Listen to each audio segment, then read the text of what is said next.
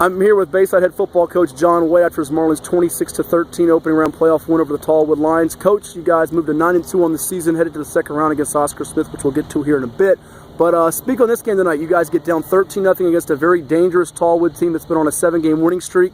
They beat you earlier this season. It could have been a make-or-break moment for your team, but you guys responded. How did you do it? Well, the biggest thing was to make sure that the guys were settled and everything like that.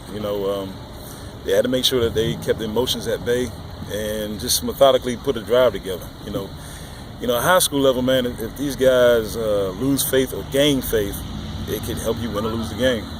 And that's the one thing that our guys did early. They dropped the faith a little bit, and because Tallwood makes some big plays early, very early.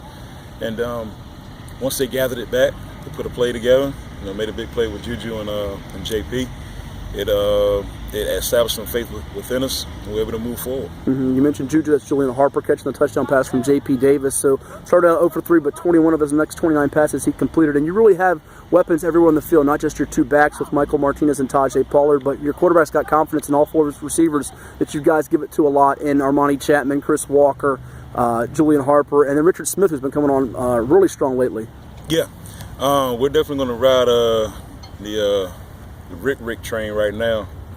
He's rolling. He's doing some big things. JP trusts him. And then when the quarterback trusts the rhythm and everything like that, and it's rolling. And the quarterback trusts the O-line also. He's doing a great job. He was the underdog, for a long while, and now he's putting some good things together. And as soon as we can establish the run and get that thing working in congruence and find our offensive rhythm, we can do some big things. Defensively, we need to tighten up on some stuff because Wilson and Mosley and Lamar Gilbert, they got us. First time you gave up 200 or 100 yards rushing, I think, to a back since the Lansetown game, was it, or mid-season? You only gave up one 100-yard rusher during regular season, if I'm not mistaken. But overall, you give up 400 or so yards right around there. You guys bent, but you didn't break. It seemed like takeaways again. 3 takeaways tonight. You guys come up with some big timely plays. Even the play where you had it looked like an interception, and you guys stripped it on the fumble. You guys didn't give up on a play. Yeah, that was crazy. But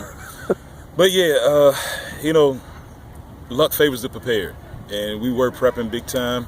And as always, if you hustle, if the effort's there, something big's going to happen for you. And the guys really did that tonight.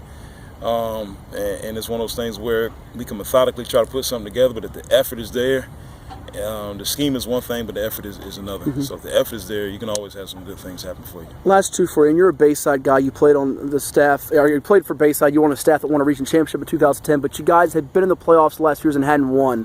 What's different about this team? I know you're not satisfied. What's different about this mindset of this team here in 2016? Well, this team, they know that no one knows who they are. They know that they're not necessarily the highlight guy. They know that they're going to be the underdog and everything like that. But they're a very, very focused group. And they're a together group. There's not a whole lot of backbiting or anything like that. They're for the guy next to them. If a guy makes an error, they just preach accountability. They don't get on him. They don't dog him out. They don't joke him about it. They just preach accountability.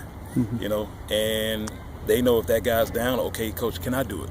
Simple as that. So they're all about the overall effort of just winning. Yeah, so many different guys stepping up. We mentioned, I think, last week on the radio show about Austin Hampton with 10 field goals now in the year. He had 9 coming in tonight, 1 tonight. So that's the first time in a long time Bayside's had a kicker that's a weapon like that. Final one for you. You get Oscar Smith next week. Certainly that's a game where they're the #1 team in the state. That's a tough challenge for you guys. I imagine the running game's the area you have to really key in on to, I guess, have a chance to beat them because you didn't have quite your running production you wanted in this game? Yeah, big time. In playoffs, if you're trying to go far in the playoffs in the state of Virginia, you got to run the ball. You also got to stop the run. And, of course, you can't turn the ball over, and that's the reason why we won tonight. So, we did some good things tonight. We just have to carry over and do some other things, correct some things. If we don't allow them to get 403 yards, we got a good chance to win, obviously, because we gave up 403 and won. So if we don't give up 403, we might win that game. So we can do some big things. But overall, it's about Sean Mitchell and the way he matriculates things down the field, and Bill D, who's a legend in my eyes. And we got to see what they're doing run game-wise, too, but we'll cross that bridge when we get there. Congrats on the W. Thanks for your time. Thank you very much.